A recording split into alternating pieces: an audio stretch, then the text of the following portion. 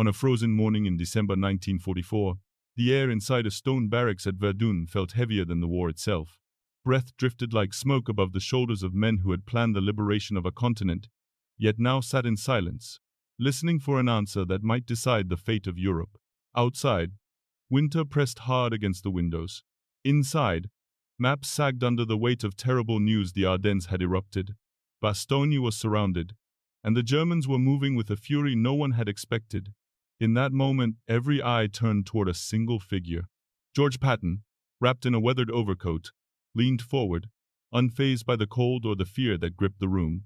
When Eisenhower asked how quickly the Third Army could turn north and strike, Patton answered before the question had fully settled. 48 hours. The room froze. Commanders exchanged looks that bordered on disbelief. But the real question was not whether Patton could do it. It was why he believed it was possible at all. And what did he understand about war, about speed, will, and opportunity that others did not? The storm that crashed into the Ardennes on the 16th of December 1944 did not arrive with warning shots. It arrived with silence, then fire. At 5:30 a.m., under a sky still black with winter, 20 German divisions struck the thinnest line in the American front. Units that had been told they were in a quiet sector awoke to the heaviest artillery barrage they had ever endured. Communications collapsed. Roads vanished under snow and smoke. Young infantrymen, many on their first assignment, faced veteran panzer units moving with brutal precision. By the third day, the situation had deteriorated into something no Allied commander dared admit aloud. The Germans were winning space, tempo, and psychological advantage. They were driving west toward Antwerp, seeking to split the Allied armies in two and force a negotiated peace. If they succeeded, the war that seemed all but finished would be reborn in catastrophe. The crossroads town of Bastogne became the hinge upon which the campaign would turn. 7 major roads cut through its frozen fields, arteries that could feed armies or starve them. The 101st Airborne Division, rushed in at the last possible moment, found itself surrounded before it could even fortify the perimeter. Ammunition ran low. Medical supplies dwindled. The men dug foxholes in ground so frozen they sparked when struck with shovels. North of the breakthrough, the 82nd Airborne held the shoulder of the German advance at staggering cost. Small, scattered American units made desperate stands at bridges and junctions, trading blood for time the Allies needed, but did not have. This was the world beyond the walls of that cold barracks in Verdun. Inside, the commanders who had orchestrated the liberation of Normandy now faced the grim possibility of losing the initiative entirely. Eisenhower asked the only question that mattered: who can reach Bastogne fast enough to stop the collapse? Patton's answer, sharp, immediate, unblinking, began with intelligence others had set aside. For weeks, Colonel Oskar Koch, his intelligence officer, had been tracking German movements east of the Ypres Corps, ammunition dumps, tank concentrations, a spike in rail traffic, 226 trains in a single day. His report had been sent to Supreme Headquarters. It had been filed, noted, and forgotten. Patton had not forgotten. 4 days before the Germans attacked, he ordered his staff to map 3 separate counter-offensives, 3 different ways north, 3 different timelines, 3 different opportunities. While others saw a stable front, Patton saw pressure building beneath it. So when the crisis came, he did not improvise. He activated. "Play ball," he told his chief of staff. And the Third Army, the army no one expected to move, began turning before the rest of the world understood what had begun. The order to turn north did not echo through headquarters like a typical command. It spread like a current, silent, immediate, undeniable. Columns of armor, artillery batteries, infantry regiments, supply convoys, and signal units all began to pivot in unison, each one threading through frozen roads already clogged with retreating units. Snow fell in sheets. Engines coughed in the cold. Many soldiers lacked proper winter clothing, yet none of it slowed the Third Army's advance. More than 133,000 vehicles had to be rerouted, communications networks restructured, supply lines torn from their east-west patterns and rewoven north-south within hours. Military doctrine insisted such an operation required weeks. Patton gave his army 2 days, and they moved not because the roads were clear or the weather was kind, but because momentum was the only thing that could save Bastogne. On December 22, the assault began. The Third Army struck north across a 20-mile front, where German anti-tank guns covered every approach and artillery shattered the tree line with relentless fire. The snow-muted landscape hid danger at every bend. Convoys were ambushed. Bridges collapsed under shell fire. Yet the advance pushed on, each mile bought with exhaustion and blood. To the men freezing inside Bastogne, the world had shrunk to ruined houses, dwindling ammunition, and the grim knowledge that the German ring around them was tightening. German commanders had demanded their surrender that same day. Brigadier General Anthony McAuliffe's famous reply, "Nuts," was bold, defiant, and utterly insufficient. Courage alone could not break an encirclement. Patton's tanks could. The 4th Armored Division, spearheading the relief, fought through Christmas Eve and Christmas Day without pause. When combat command B bogged down near Chaumont, another command swung around the obstacle. When that avenue closed, Patton redirected again. Every hour mattered. Every moment of delay allowed German forces to reinforce the ring. At 4:50 p.m., on the 26th of December 1944, a single Sherman tank Cobra King broke through the perimeter. Its crew, numb with fatigue, barely believed what they were seeing. Paratroopers, waving them forward, snow thick in the air, the siege finally ruptured. Lieutenant Colonel Creighton Abrams arrived minutes later, shaking hands with McAuliffe. The relief of Bastogne was complete, but the battle was far from over. German counterattacks slammed into the corridor. Fighting raged for weeks. Yet the turning point had already come.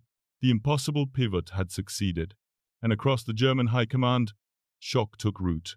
Generals who had studied mobile warfare their entire careers now watched an American army perform a maneuver they themselves had deemed impossible.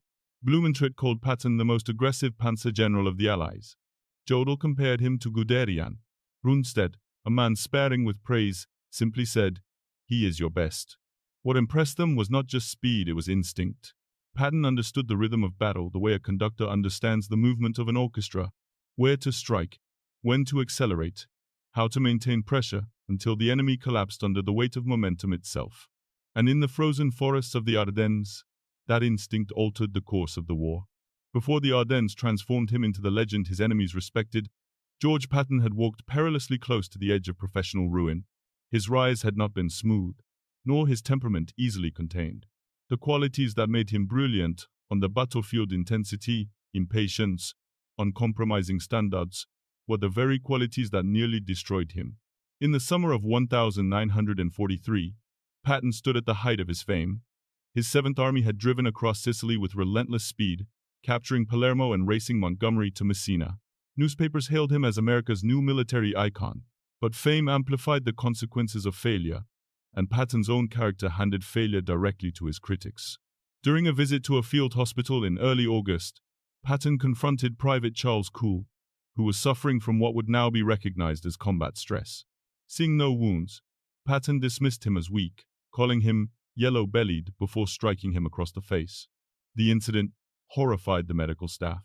Days later, in another hospital, Patton repeated the act with Private Paul Bennett, a gunner who had seen relentless combat and watched close friends die.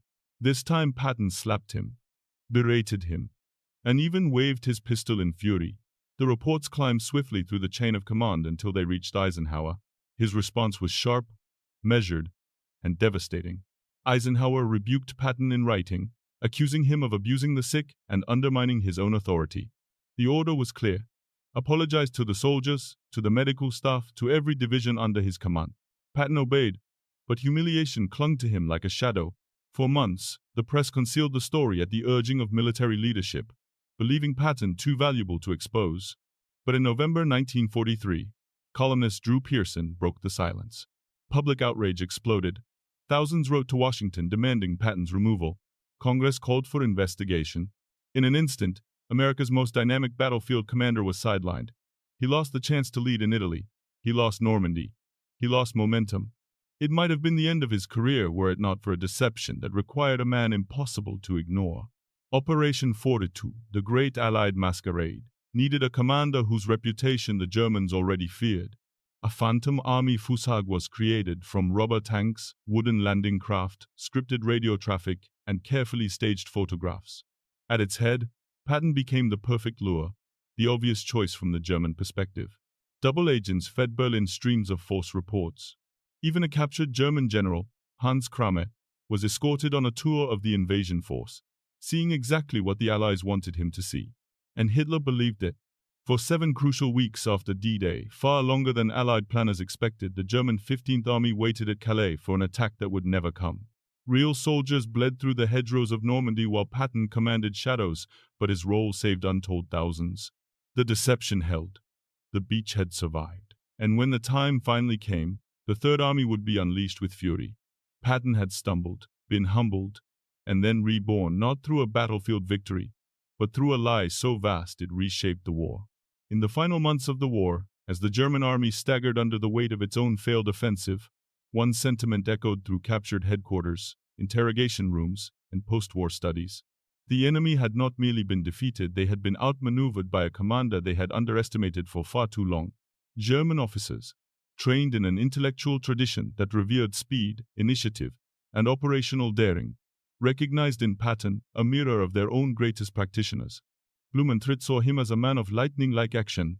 Jodl, Hitler's former operations chief, called him the American Guderian, a comparison few Allied commanders could ever hope to earn.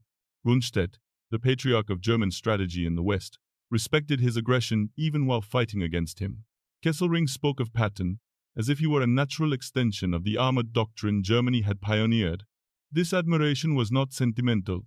It was analytical. The German High Command studied Patton because they believed he represented the future shape of warfare, mobile, relentless, adaptive. Their reports, later compiled under the U.S. Army's Foreign Military Studies program, influenced American doctrine for decades. In a sense, Patton helped shape the post-war American military, not only through his victories, but through the respect of his former enemies. Across the Atlantic, America's perspective was more conflicted yet equally revealing. The public had once been outraged by the slapping incidents, shaken by the idea that a celebrated general could betray the values of compassion and restraint. But when the Third Army erupted across France, relieving towns that had suffered 4 years of occupation, when they stood against the worst winter in half a century and carved a corridor to Bastogne, something shifted. Americans saw, perhaps reluctantly, that Patton's brilliance came packaged with volatility, that the same man capable of cruelty was also capable of the boldness that saved divisions from destruction and hastened the end of the war. The nation did not forgive everything, but it understood the stakes.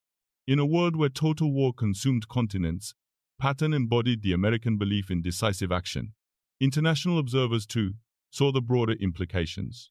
The relief of Bastogne became a symbol not just of tactical genius, but of Allied resolve. Operation Fortitude became a case study in deception warfare. The Third Army's mobility influenced NATO thinking in the early Cold War. Patton's legacy extended beyond a single battlefield. It shaped the strategic imagination of a new global order. By the time the guns fell silent in 1945, one truth had become clear. The world had been forced to reckon with George Patton. Not just the man, but the idea of him. In the end, the story of George Patton is not simply the story of a general who moved faster than his enemies, or an army that carved its name across a continent.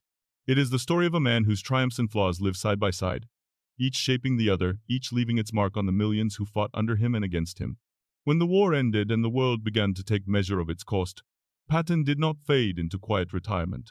Fate denied him that. The car accident in December 1945 left him paralyzed, unable to lift a hand that had once signed orders sending divisions into battle. 12 days later, he was gone. And yet, in death, he chose the company he valued most, his soldiers. At the Luxembourg American Cemetery, where rows of white crosses stretch toward the horizon, his grave stands at the front, facing the men who fell beside him in the Battle of the Bulge. A general among his troops, even in silence. His legacy endures not because he was perfect, but because he was unmistakably human, brilliant, volatile, visionary, and flawed. He turned logistics into a weapon, momentum into doctrine, intuition into operational art. He showed that even in an age dominated by machines and industry, leadership still mattered. And he reminded the world that audacity, when paired with discipline and preparation, can reshape history itself. For the Germans who fought him, Patton was the embodiment of American warfare, relentless, mobile, and unyielding. For the Americans who served under him, he was a force of nature, a commander who demanded everything because he gave everything.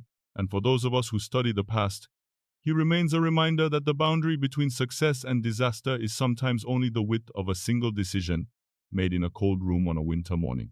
As we reflect on the road he traveled from Verdun to Bastogne, from France to Germany, from controversy to legend, we are left with a question that echoes beyond the battlefield. What does it take for a leader to see possibility where others see collapse? If this story speaks to you, take a moment to share your thoughts below. What lesson from Patton's life resonates most deeply today? And if you believe these histories deserve to be remembered, join us, subscribe, and continue exploring the battles and decisions that shaped our world.